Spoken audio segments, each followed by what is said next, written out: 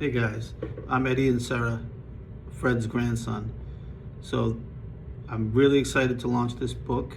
Um, and I know some of you have gotten your hands on the Kindle version, which is on sale now. I made it pretty cheap just so you could get it in as many hands as possible. But the physical copies are coming. You can order those starting on the 26th. And I'm really excited about getting this story into your hands.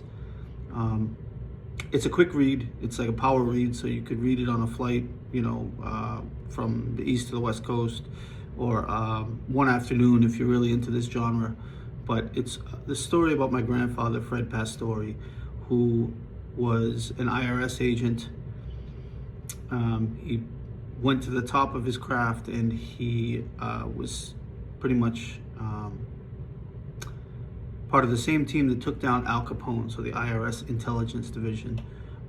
Chicago unit obviously took down Al Capone. Elliot Ness and Elmer Irie did that, but Fred was sort of the next generation in Boston.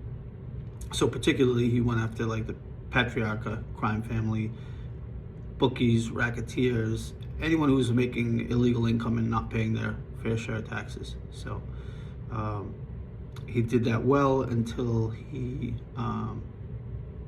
uncovered a man by the name of Bernard Goldfein. And that case was something that got a lot of attention in the press, and it actually led Fred to uncover corruption all the way to the White House under President Eisenhower.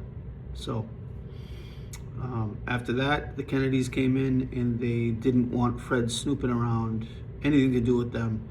They were all from Massachusetts, so it just made sense for them to try to pressure Fred to leave his post, or pressure the IRS to get Fred to leave his post.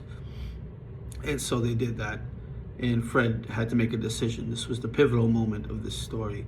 He could either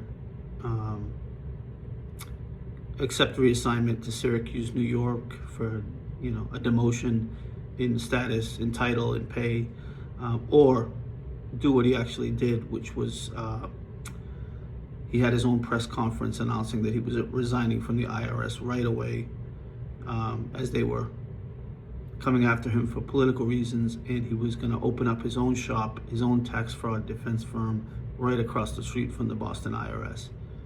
And he did that, and he represented many of the same people he was previously targeting, sort of had a chip on his shoulder, because the IRS treated him that way. So, interesting story, many interesting developments.